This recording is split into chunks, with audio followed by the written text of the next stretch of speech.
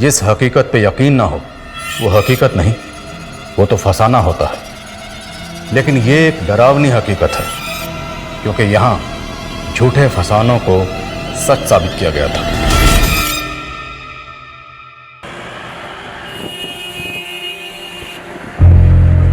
उनकी उम्मीदें तोड़ना बहुत पेनफुल होता है, जो हमें अपनी आखिरी उम्मीद मान लेते हैं। लेकिन कई बार हम टूटी उम्मीदों को जोड़ने के लिए एक फसाना बुन लेते हैं। हमें लगता है कि झूठ के पीछे भलाई छुपी हो तो बोलने में क्या हर्ज है।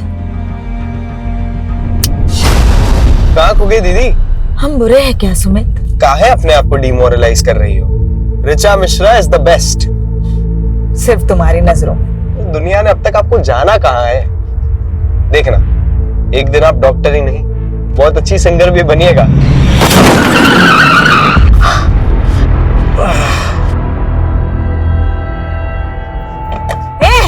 दिखता नहीं है क्या?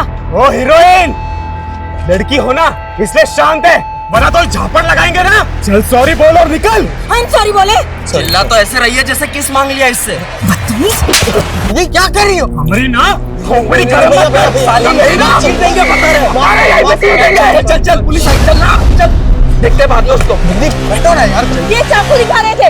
नहीं अरे बैठो ना।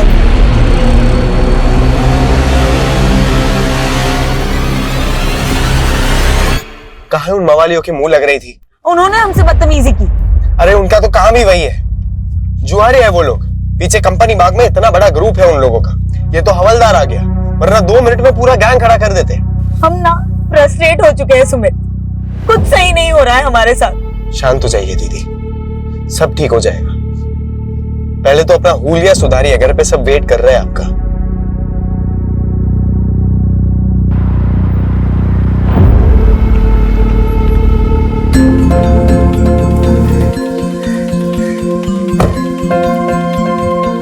नमस्ते माँ, कैसे हैं आप? हम अच्छे, तुम कैसी हो? हम भी ठीक है। वेलकम हो बेटा, वेलकम। कैसे हैं पापा? हम बहुत अच्छे हैं। ये क्या, आपने फिर से शर्ट के बटन ऊपर नीचे लगा लिए? अरे माँ बाप ही मिलते रहोगे या अपने बुआ को भी मिलने दोगे ऋचा से? नमस्ते बुआ। सिर्फ नमस्ते? चाइना से क्या लाई हो हमारे लिए? सॉरी बुआ, हमको तो लगा आपको चाइना का माल पसंद ही नहीं है। आओ बेटा अंदर चलो। हाँ चलो। आज हमको बहुत ही गर्व महसूस हो रहा है कि हमारी बेटी चाइना से डॉक्टरेट करके वापस हिंदुस्तान आ गई। अब हम सब लोग इसको ऑफिशियली तौर पर डॉक्टर ऋचा मिश्रा कह सकते हैं। ये सब तो ठीक है संजीव, लेकिन हमारे मन में एक शंका है। कैसी शंका दीदी? ये जो डॉक्टर की डिग्री ऋचा लाई है ना चाइना से, वो भी कहीं चाइना के माल की तरह फर्जी तो नहीं है? बुआ, आप तो 10वीं तक पढ़ी है, आपको डॉक्टर के स्पेलिंग के आगे तो कुछ आता भी नहीं होगा ना? ए बेटा, ऐसा नहीं बोलते, बड़ी है ना, बुआ है। बुआ है तो क्या हुआ, इनको भी तो सीखना चाहिए ना उस दोहे से। बड़ा हुआ तो क्या हुआ, जैसे पेड़ खजूर, पंथी को छाया नहीं, फल लागे अति दूर।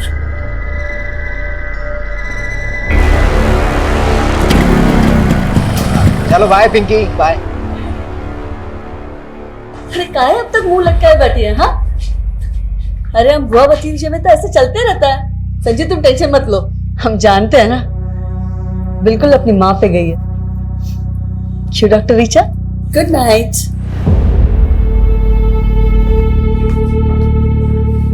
चार साल में पूरा पटना बदल गया, लेकिन ये वैसी की वैसी ही है।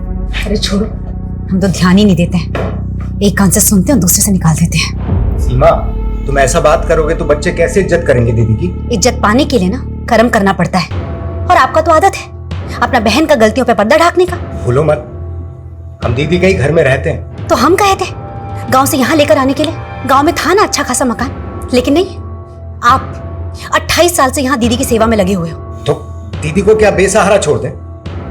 जानती तो 22 साल की थी कि विधवा हो गई। बहुत दे दिया सहारा, अब अपने बच्चों के बारे में सोचिए।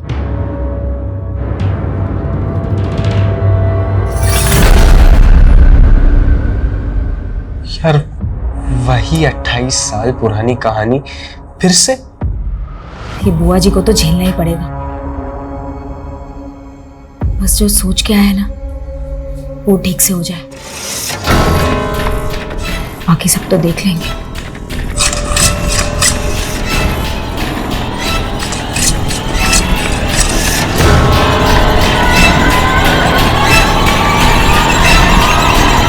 जब से ऋचा ने डॉक्टरेट पूरा किया है ना, हमारा तो मान ही बढ़ गया है। पता है सब लोग क्या कह रहे हैं कि एक मामूली नर्स ने अपनी बिटिया को डॉक्टर बना दिया। अरे वाह, बड़ा दुलार आ रहा है माँ बेटी में। हम आते हैं। हमको देख के ऐसे भाग गई जैसे नेवले को देख के सांप। हेलो। हाँ मैडम, अरे आपको बोले तो थे कि आपका वाईफाई राउटर खराब है, तो थोड़ा तो दिक्कत होगा ना। आप तो कल सुबह आ जाते हैं ना। ठीक है, आप चलिए, ठीक है। पापा वो एक कस्टमर के यहाँ जाना पड़ेगा। और सुमित, हमको भी हॉस्पिटल जाना है, बाइक से हमको ड्रॉप कर दो। ठीक है, चलिए हम आते हैं। हम क्या आए, सभी चले गए। दीदी, हमें आपको कुछ कहना था। बोलो ना। दीदी बुरा मत मानिएगा, हमसे जितना बन पड़ा आपके लिए हमने किया, पर अब क्या है ना, बच्चे बड़े हो गए हैं, सबको अपना प्राइवेट स्पेस चाहिए। तो तुम हमको छोड़ के जाने की सोच रहे हो? अरे दीदी, आपसे दूर थोड़ी ना जा रहे हैं, रोज आपसे मिलने आएंगे। जाओ जाओ ना, लेकिन सुमित हमारे साथ रहेगा। लेकिन दीदी, बस कहा है हमने तुमसे, सुमित हमारे साथ रहेगा।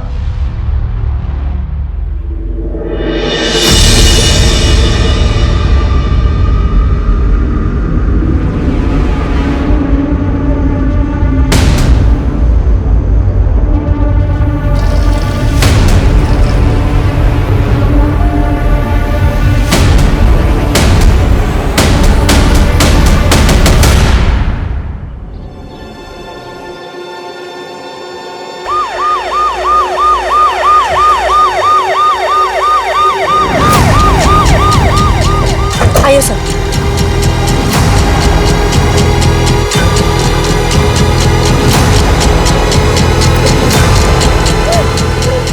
सभी केयरफुल। सर, पैरों के निशान को देख के लगता है कि 2 से ज्यादा लोग होंगे। कोई गैंग तो नहीं? अगर कोई गैंग था तो घर में दाखिल किस मकसद से हुआ होगा? क्योंकि घर की हालत देख के लग नहीं रहा कि कोई लूटपाट हुई है। फुटमार्क्स घर के मेन डोर की तरफ जा रहे हैं, तो क्या वो मेन डोर से घर में दाखिल हुए? सर कुछ समझ में नहीं आ रहा, किसने हमारे भाई के परिवार के साथ ऐसा किया होगा। आप भी यहीं रहती हैं? जी सर, हम वो लास्ट वाले रूम में रहते हैं। हमारे भाई का परिवार बाकी के सारे रूम में रहता है। रात को आप कहाँ थे? सर अपने रूम में थी, सो गई थी सर। तो इतना कुछ हुआ, आपने कुछ देखा नहीं, कुछ सुना नहीं? सर आपने घर में चेक किया तो कीमती सामान, ज्वेलरी या कैश मिसिंग हो? आपने फैमिली को आखिरी बार कब देखा था? कल रात को सर, हमारी भाभी नाइट शिफ्ट के लिए जा रही थी हॉस्पिटल में, सुमित उन्हें छोड़ने गया था। लेकिन घर के अंदर तो 3 ही लाशें। आपका भतीजा सुमित कहाँ है? क्या वो नहीं था? हमें तो लगा उन्होंने सुमित को भी। आपने सुबह से सुमित को नहीं देखा? सर अपनों को मरा हुआ देखा जाता है क्या? हमारी सांसें ही भारी हो गई थी, हम तो बेहोश ही होने वाले थे, तो हमारे माली ने हमें संभाल लिया। आपने बताया कि आपकी भाभी सीमा और सुमित रात को ही निकल गए, तो फिर सीमा हॉस्पिटल से वापस कब आई? हमें नहीं पता। सीमा कौन से हॉस्पिटल में काम करती है? Saint John. आपका भतीजा सुमित करता क्या, और कल रात को वो कहाँ गया था? सर वो वाईफाई का काम करता है, लोगों के घर में इंटरनेट कनेक्शन लगाता है। कल भी किसी क्लाइंट का कंप्लेंट कॉल आया था उसे, इसीलिए वो चला गया। फोन लगाइए जरा सुमित को। The number you are trying to call is currently switched off. Please try again later. Switch off आ रहा है।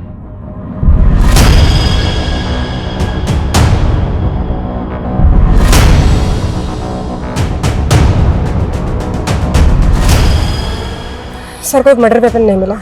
सर घर में कोई फोर्स एंट्री के निशान भी नहीं है, ना लूट ना चोरी। क्रिमिनल्स का मोटिव क्लियरली मर्डर ही लग रहा है। और घर का लड़का सुमित वो गायब है। सर कहीं उसने ही मर्डर तो नहीं किया? सिंह, कोई अपनी फैमिली को इतनी बेरहमी से क्यों मारेगा? और घर में 2 या 2 से ज्यादा लोगों के फुटमार्क्स हैं। Right sir. अगर ये किसी गैंग या कॉन्ट्रैक्ट किलर का काम है तो हमें उसे जल्दी पकड़ना होगा। काफी पॉश एरिया है, मीडिया की इस केस पर बराबर नजर रहेगी। पटना के वीआईपी इलाके में एक ही परिवार के 3 सदस्यों का बहुत बेरहमी से कत्ल कर दिया गया, जिससे पूरा शहर सख्ते में है। क्या ये पुलिस का फेलियर नहीं? जनता को जवाब देना होगा, आखिर ये हमलावर कौन थे? अगर ये जल्दी पकड़े नहीं गए तो दूसरे घरों को भी टारगेट बना सकते हैं। सर हमें सर हमने सुमित की माँ के हॉस्पिटल में चेक किया। सुमित ने अपनी माँ को वहाँ रात 9 बजे ड्रॉप किया था, लेकिन उसकी माँ रात को 1 बजे अचानक नाइट शिफ्ट बीच में छोड़कर चली गई। क्यों? सर सीमा की कलीग का कहना है कि उसके घर से एक इमरजेंसी कॉल आया था और ये कॉल उसके हस्बैंड का था। ऐसी क्या इमरजेंसी थी? सर क्राइम सीन पर किसी भी विक्टिम के फोन भी नहीं मिले। समझ में नहीं आ रहा है कि संजीव ने सीमा को कॉल क्यों किया था रात 1 बजे। उस रात सुमित को भी उसके किसी कस्टमर ने कॉल किया था ना? हाँ सर, उस कस्टमर से भी बात हुई मेरी। उसने बताया कि सुमित रात 11 बजे अपना काम खत्म करके वहां से चला गया। तो क्या उसके बाद सुमित घर वापस आया होगा? सर मैंने सुमित के बारे में इंफॉर्मेशन निकाली तो पता चला मुरारी नगर थाने में 2 साल पहले उस पर अबैटमेंट ऑफ सुसाइड का केस फाइल हुआ। सर 2 साल पहले की बात है। शंकर नाम के एक आदमी का भी इंटरनेट कनेक्शन का बिजनेस था। उसके छोटे भाई संकेत ने सुसाइड किया था। सुमित पर आरोप था कि उसने शंकर के क्लाइंट्स हथियाने शुरू कर दिए थे। इसी वजह से उन्हें बहुत नुकसान हो रहा था और इसीलिए संकेत ने सुसाइड कर लिया। सर केस में कुछ दम नहीं था, इसीलिए सुमित बरी हो गया था।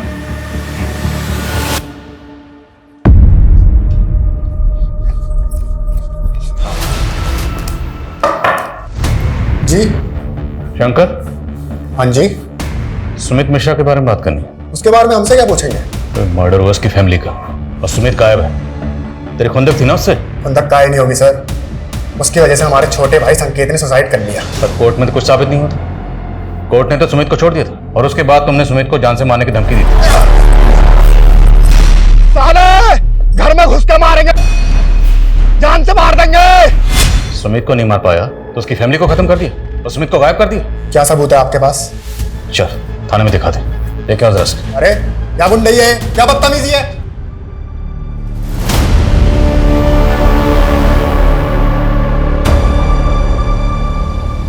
लाइए मैडम, हम साफ कर देते हैं। चुप रहो तुम, किसी काम के नहीं रहे। जरा सा भाव क्या दे दिया, सारे काम अधूरे छोड़ रहे हो। 2 दिन से पौधों को पानी दिया? वो मैडम यहाँ पे डेथ हुआ था तो हमने सोचा कि तुमको मालूम है पौधे जब मरते हैं ना तो गाली देते हैं। अब क्या उनकी हाय धुलवाओगे? अरे देख क्या रहो, जाओ ना पानी दो।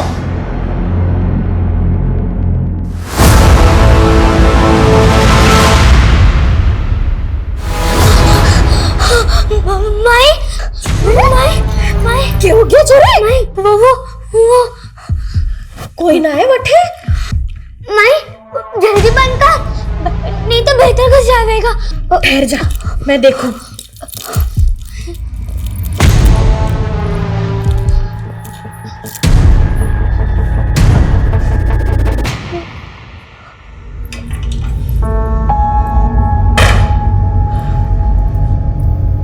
कुछ ना है छोरी, हरा भरा में है। माई बहुत बुरा है, वो मार डालेगा मारे को।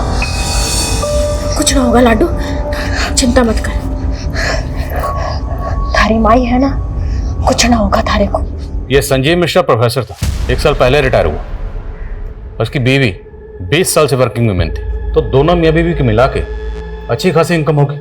फिर भी ये दोनों संजीव की बहन के घर पे रह रहे थे, जबकि पटना में खुद का घर है, लेकिन वो घर इन्होंने किराए पे दे रखा।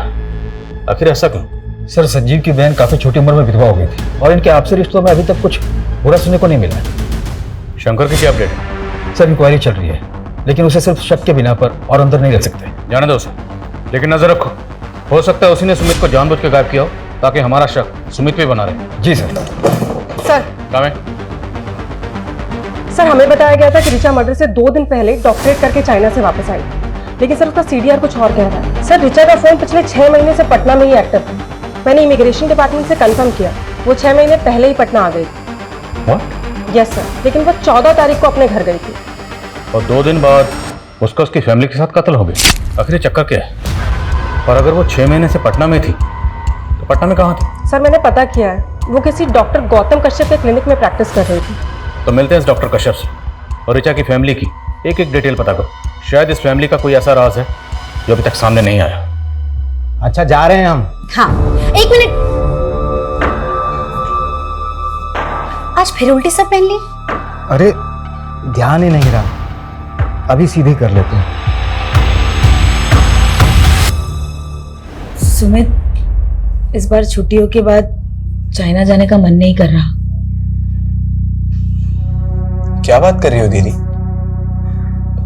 अभी तो एक पूरा साल बचा है, फाइनल एग्जाम्स नहीं देनी आपको?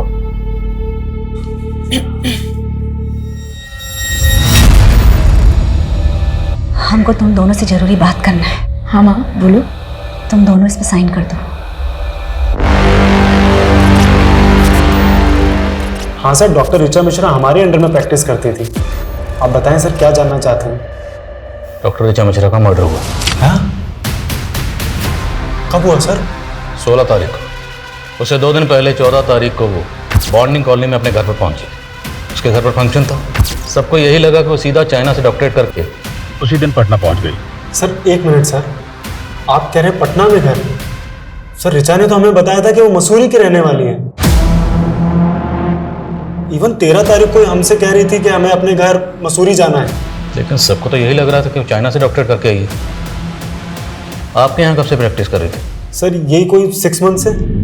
उसने हमें भी कहा था कि हम चाइना से डॉक्टरेट पढ़ के आए हैं, और उसे अपॉइंट करने से पहले हमने उसकी डिग्री और डॉक्यूमेंट्स भी चेक किए थे। तो आपके पास उस डिग्री और डॉक्यूमेंट की कॉपी तो होगी? जी सर। डॉक्टर ऋचा मिश्रा की sir degree. Sir even joining के बाद उसने हमसे ये भी कहा था कि पटना में उसके पास रहने के लिए कोई जगह नहीं है, तो हमने यहीं क्लिनिक पे एक शेल्टर प्रोवाइड करवा दिया था। तो मतलब ऋचा ने झूठ बोला? हमें तो टैलेंटेड लगती थी सर। और आजकल तो स्टूडेंट सर यूक्रेन, चाइना और रशिया जैसे कंट्रीज में जाकर मेडिसिन डिग्रीज ले लेकर आ रहे हैं, तो हमें यही लगा था कि वो भी जेन्युइन होगी। तो आपने ऋचा को ना सिर्फ नौकरी पे रखा बल्कि रहने की जगह भी प्रोवाइड करवाई। तो अकेली लड़की देखकर सिर्फ मदद की या फिर मदद से ज्यादा कोई मेहरबानी की? आप कैसी बातें कर रहे हो? हमारा सिर्फ प्रोफेशनल रिलेशन था और कुछ नहीं था। हमें तो खुद समझ नहीं आ रहा कि उसने हमसे झूठ क्यों बोला।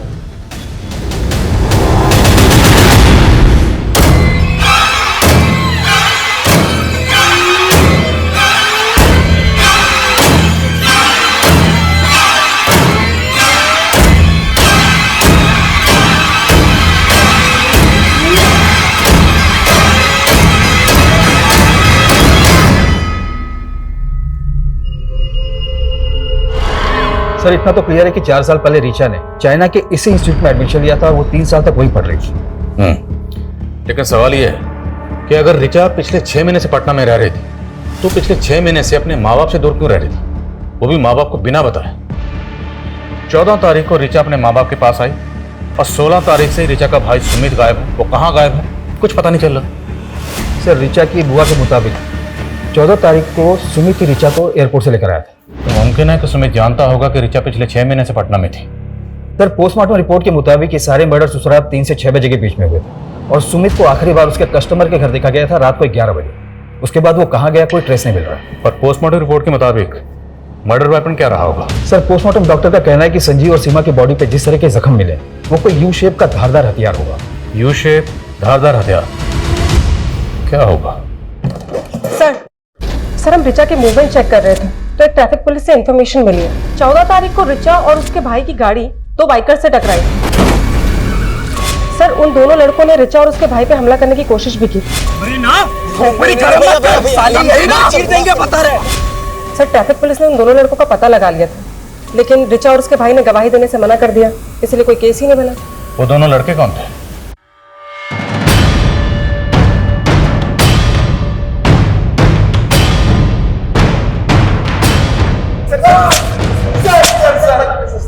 सर हमने किसी का मर्डर नहीं किया सर, हम तो बस वहां पे चोरी करने गए थे सर। चोरी करने गए थे? हाँ सर, वो भी उस लड़की के कहने पे। कौन लड़की? ऋचा, वो डॉक्टर।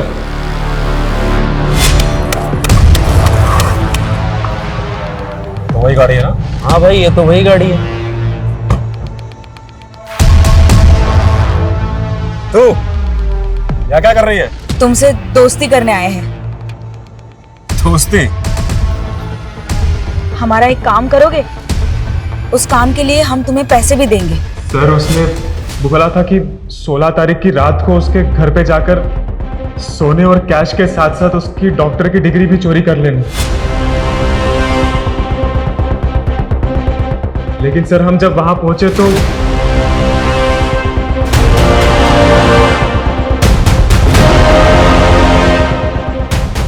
हम जैसे ही वहां पहुंचे वो पहले से ही मरे हुए थे। ऋचा के साथ जो लड़का आया था वो लड़का कौन था? नहीं मालूम सर।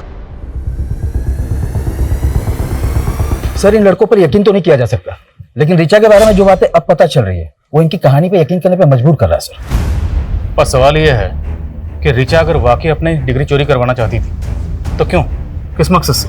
सर हो सकता है वाकई ये दोनों किसी के कहने पे कहानियां बना रहे हो, शायद शंकर। ये दोनों किसी लड़के का भी जिक्र कर रहे हैं जो ऋचा के साथ था। वो लड़का कौन होगा? और अगर मान लो ऋचा गहनों और पैसों के साथ अपनी डिग्री भी चोरी करवाना चाहती थी तो चोरी तो हुई नहीं, मतलब डिग्री अभी भी वहीं होगी।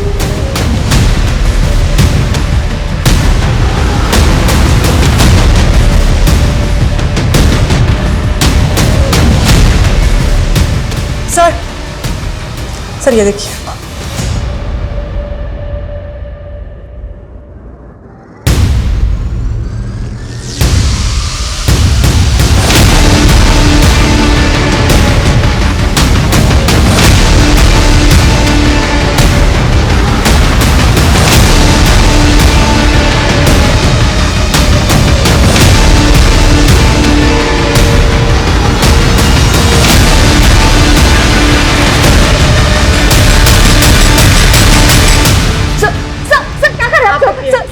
क्या इसके पीछे?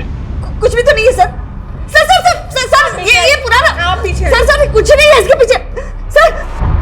चाबी कहाँ इसकी? नहीं पता हमें, कुछ नहीं है इसके पीछे sir. Sir sir please.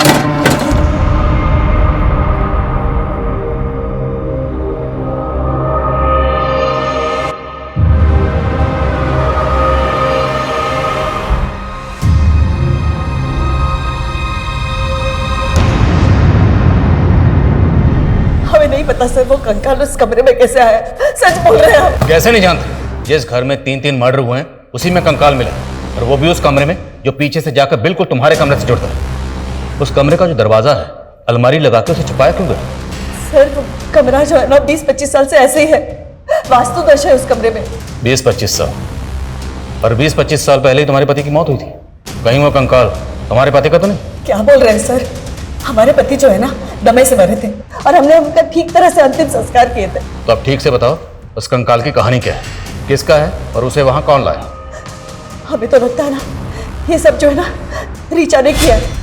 Medical करके आई है ना, उसी ने रखा होगा वो कंकाल उधर। वो सिर्फ 2 दिन पहले घर आई थी। सर वो थी तो पटना में ना, आप ही बोले थे। सर हम कह रहे हैं आपको ये सब उसी का करा धरा है, उसी ने पूरे परिवार को व्यस्त कर दिया। परिवार? सुमित को लेकर पॉजिटिव थे ना, और शायद ये बात तुम्हारे भाई और भाभी को पसंद नहीं थी, इसलिए भाई भाभी भतीजी सब मर गए और शायद सुमित जिंदा, और शायद सुमित को तुमने कहीं गायब किया। कब से इल्जाम लगाए जा रहे हैं आप? छोटी उम्र में हमारे पति मर गए, विधवा हो गए, इसका मतलब कातिल नहीं है आप। अब और कुछ भी टॉर्चर करेंगे ना, बहुत तकलीफ हो रही है हमें। सोनल हॉस्पिटल लेकर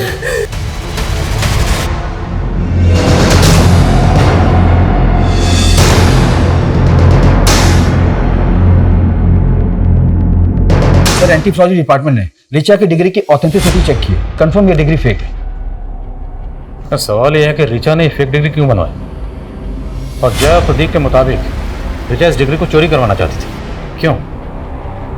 ये दोनों लड़के हमें घुमा तो नहीं रहे? सर इन लड़कों से उस लड़के का स्केच बनवाते हैं, हो सकता है कि इस कहानी का कनेक्शन उस लड़के से जुड़ा हो।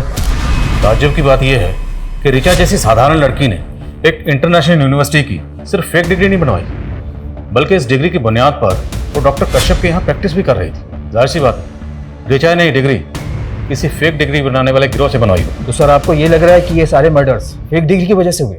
इस गिरोह को ढूंढना हमारी रिस्पॉन्सिबिलिटी, क्योंकि इस गिरोह ने सिर्फ एक फेक डिग्री तो नहीं बनाई होगी, और भी डिग्रीज बनाई होगी, और उन डिग्रीज को लेके बाकी लड़के लड़कियां अलग अलग जगह पे डॉक्टर बनके प्रैक्टिस कर रहे होंगे। ये लोगों की जान के साथ बहुत बड़ा खेल हो रहा है। हम इस एंगल में काम करते हैं। समय सर जिस अलमारी में हमें डिग्री मिली थी उसमें ये एफिडेविट मिला है सर, और नीचे सुमित और ऋचा का साइन भी है सर। तुम दोनों इसमें साइन कर दो। इस एफिडेविट के मुताबिक सुमित और ऋचा कभी बच्चा पैदा नहीं करे। एक तरफ अंजलि अपने भतीजे सुमित को ही अपनी प्रॉपर्टी का वारिस समझती थी और दूसरी तरफ दोनों भाई बहन से ऐसा एफिडेविट साइन करवाया गया। आखिर इस फैमिली के पास इतनी क्या दौलत थी जिसके नॉमिनी ये दोनों भाई बहन थे? ये मिश्रा फैमिली क्या थी कुछ समझ में नहीं आ रहा। माँ, अभी तक तो हमारी मैरिड लाइफ शुरू भी नहीं हुई है और अभी से आप हमें बच्चे पैदा करने के लिए ना बोल रही हो। हम पागल नहीं हैं, लेकिन तुम्हारे पापा का जनरेशन में ना दिमागी प्रॉब्लम है। तुम्हें पता है तुम्हारे चाचा जी एबनॉर्मल थे, सुसाइड किए थे। तुम्हारे दादाजी बुढ़ापे में तुम्हारे पापा जी जैसे हो गए थे। और हम अपने हॉस्पिटल में सीनियर डॉक्टर से इसके बारे में बात की। उन्होंने बताया कि जेनेटिक डिजीज है, तो तुम लोग को अपना परिवार बनाने से पहले पता होना चाहिए कहाँ प्रिकॉशन लेना है और कहाँ नहीं।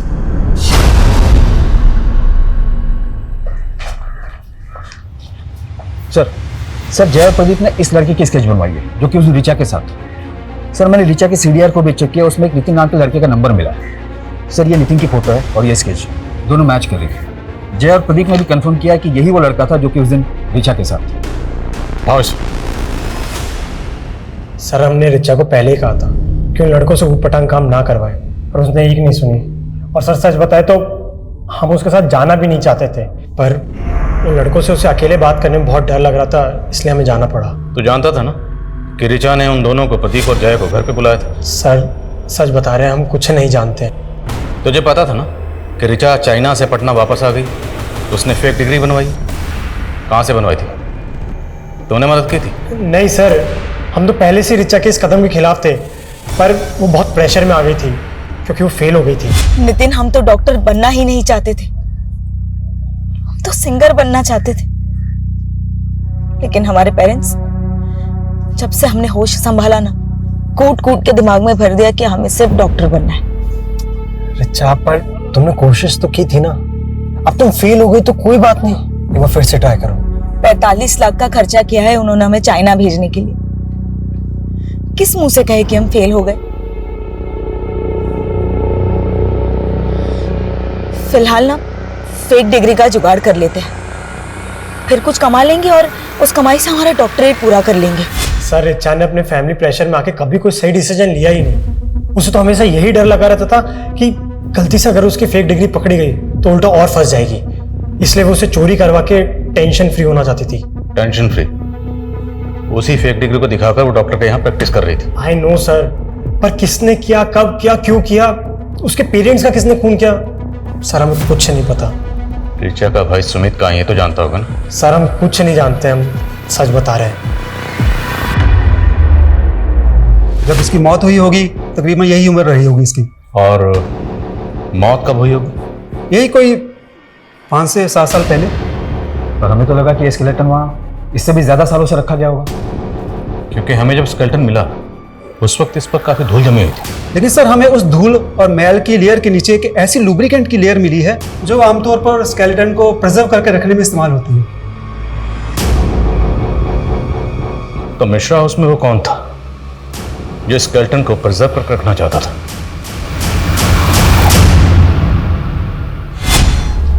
रिपोर्ट यहाँ रख रहे हैं। आगे आप लोग क्या कहा डॉक्टर ने? लड़का है ना? दीदी सीमा चेक करवाने से मना कर दिए। लड़का होगा या लड़की है तो पैदा होने के बाद ही पता चलेगा। लेकिन हम बोले ना तुमसे, हमको अपना बेटा चाहिए। गर्भ हमारा है और हक आप जता रही हैं। हम विधवा नहीं होते ना तो तुमसे तुम्हारा बच्चा कभी नहीं मांगते। तो कर लीजिए ना, दूसरा शादी किसने रोका है? नहीं कर सकते ना, बात है हम। सर भले स्केलेटन को प्रिजर्व करके रखा जा रहा था, लेकिन किसी आम आदमी के लिए स्केलेटन का इंतजाम करना इतना आसान काम नहीं है।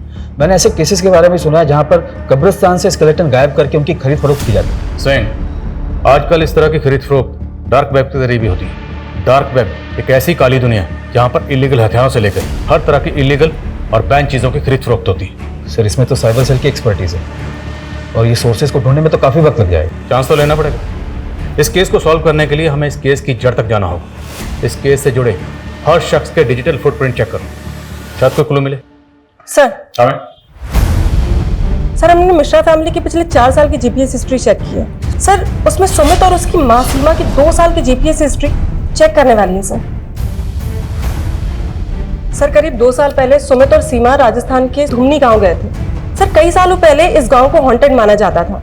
रूमर्स थे कि इस गांव में भूत प्रेत है। तो ये दोनों माँ बेटा उस गांव में क्या करने गए थे? इनका उस गांव से कोई कनेक्शन? नहीं सर, ये दोनों तो बिहार से ही बिलोंग करते हैं। तो हमें पता करना होगा कि सुमित और उसकी माँ उस गांव में क्या करने गए थे।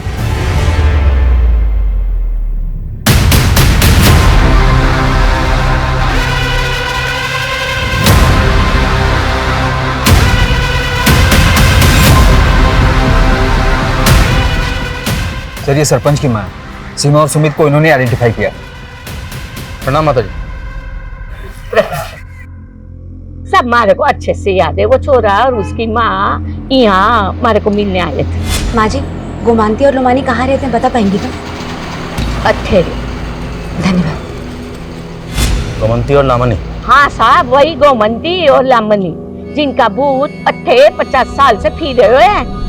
बड़ी अच्छी बेटा थी बेचारी माँ बेटी वैद्य जो कह लो, लेकिन गांव वालों को लगता था कि गोमंती काला जादू करती थी और फिर गांव में कुछ लोगों ने उनको मार दिया और उनकी आत्मा भटक गई। सर 50 साल पुरानी माँ बेटी की मर्डर की कहानी जो कि काला जादू करते थे। भला सुमित और उसकी माँ इस कहानी को इतने डिटेल में जानने के लिए इंटरेस्टेड क्यों होंगे? अगर देखा जाए तो इंटरनेट पे इस घटना के बारे में पूरी जानकारी होगी, फिर भी सुमित और उसकी माँ इस घटना के बारे में जानने के लिए पर्सनली इस गाँव में आए, और वो भी इतने ब्रूटल तरीके से। सर इस क्राइम का ना ही कोई मोटिव समझ में आ रहा है और ना ही ये कि ये किया किसने। आई थिंक वो शायद इसलिए क्योंकि अभी तक हम इस केस को रेगुलर तरीके से इन्वेस्टिगेट करते आ रहे हैं। क्यों ना हम इस केस को देखने का नजरिया बदलें। नजरिया बदलेंगे तो तहकीकात बदलेगी और तब शायद कोई क्लू हाथ लगे।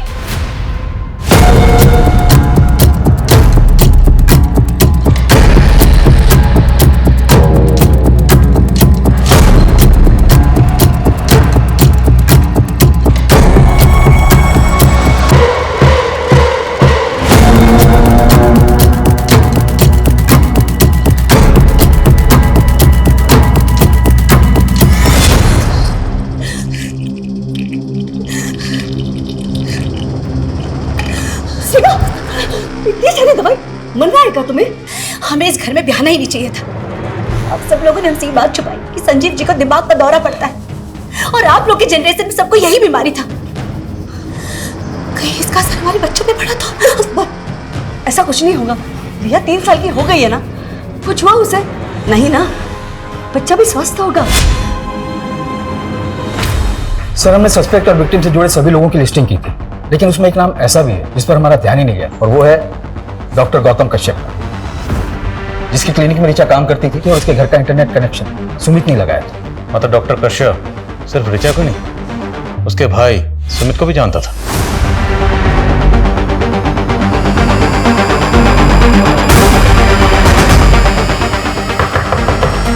डॉक्टर कश्यप, डॉक्टर कश्यप,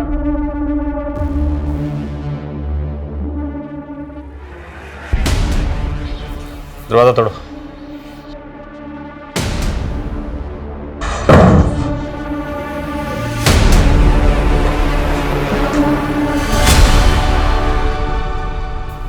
क्या बात कर रहे हो डॉक्टर गौतम? पिछले जन्म में हम लड़की थे। हाँ, हम तुम्हारी माँ थे, एक औरत, और वैद का काम करते थे, और इस जन्म में हम डॉक्टर हैं। आपका है ना वो karmicsoulmate.com पे पुनर्जन्म के किस्से पढ़ पढ़ के दिमाग खराब हो गया। अभी तुम नादान हो ना, यकीन नहीं करोगे। हम पिछले जन्म में वैद ही नहीं, ब्लैक मैजिक की प्रैक्टिस भी किया करते थे, और इस जन्म में भी कर रहे हैं। और इसी ब्लैक मैजिक की मदद से हमें यह पता चल गया है कि हम दोनों पिछले जन्म में माँ बेटी थी। तुमने सुमित को फालतू कहानियां सुना के सुमित को हासिल करने के लिए तूने उसकी पूरी फैमिली खत्म कर दी। सिर्फ हमने ही नहीं, हमारी बेटी ने भी हमारा साथ दिया। जिन 3 लोगों ने 50 साल पहले हमें मारा था, हमने उन्हें मारकर अपना बदला पूरा किया है। गोमांती यानी हम और लामानी यानी तुम। ठीक 50 साल पहले 11 मई को हम दोनों मरे थे, और जिस दिन हम मरे थे उस दिन पूर्वा फाल्गुनी नक्षत्र था, और जिस दिन हम पैदा हुए उस दिन भी पूर्वा फाल्गुनी नक्षत्र ही था। और कमाल की बात यह है कि जिस दिन तुम पैदा हुए उस दिन भी पूर्वा फाल्गुनी नक्षत्र ही था। तो इस जन्म में तुम्हारे माँ बाप और बहन हैं। जी सर, हमें यकीन था कि वो तीनों ही हम दोनों के कातिल थे। वे तुम ना, वो डॉक्टर एक नंबर का सनकी है, दिमाग खराब कर दिया उसने तुम्हारा। तो अपनी माँ को लेकर राजस्थान के गांव में क्यों गए थे? हमने तो माँ को उनके मुंह पे ही बोल दिया था कि पिछले जन्म में वो हमारी कातिल थी, तो गाँव ले जाकर सब बता दिया। वो समझ बैठी कि हमें वही दिमागी जेनेटिक डिजीज है जो हमारे बाप दादा को थी, पर हमें तो बदला लेना था। पर तभी ऋचा चाइना में थी, तो जैसे ही वो फेल हुई हमने उसे एक फेक डिग्री का प्रॉमिस करके यहाँ इंडिया बुला लिया, क्योंकि हमें तीनों को साथ में ही मारना था। ऋचा को इंडिया बुलाकर डॉक्टर कश्यप के यहाँ प्रैक्टिस पर लगा दी, ताकि वो साला डॉक्टर तुमसे 6 महीने अपने ऊट पटांग रिचुअल करवाता रहे। स्केलेटन भी डॉक्टर ने ही खरीदा था डार्क वेब पे जाकर। उन्होंने कहा था कि वो रिचुअल्स ही हमारा सुरक्षा कवच होगा, ताकि हम पकड़े ना जाए। जब ऋचा ने हमें बताया कि उसने उन दोनों गुंडों को घर पे उसका वो फेक सर्टिफिकेट चोरी करने बुलाया, तभी डॉक्टर ने बोला कि यही मौका है, मर्डर हम करेंगे लेकिन पकड़े हो जाएंगे। तो अपनी माँ को अपने पापा के फोन से कॉल करके हॉस्पिटल से घर तुमने बुलाया था?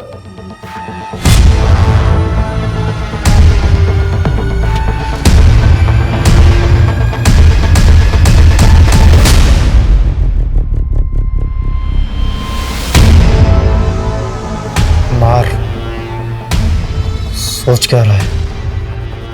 हमारे कातिल हैं ये। मार के बाद सुमित अपनी याददाश्त भूलने लगा। अगर कहीं भाग जाता तो, इसलिए हमने उसे कैद कर लिया। हम उसे बार बार याद दिलाते हैं कि हम उसकी माँ हैं और वो हमारी बेटी। सनकी, तुमने अपने पागलपन के चक्कर में एक पूरी फैमिली को खत्म कर दिया। एक बच्चे को ऊट पटांग पास सुनाकर उसका पूरा फ्यूचर बर्बाद कर दिया तुमने।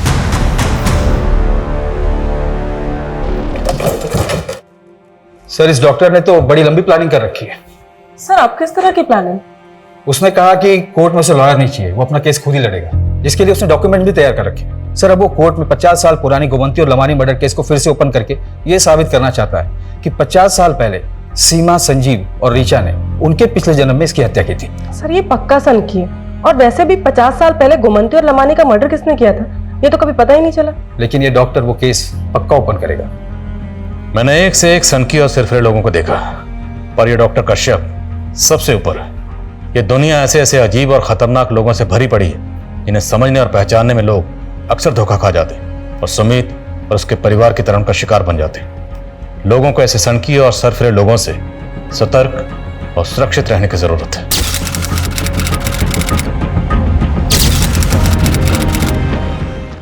क्राइम पेट्रोल के ऐसे ही मजेदार एपिसोड्स देखने के लिए हमारे चैनल को सब्सक्राइब करें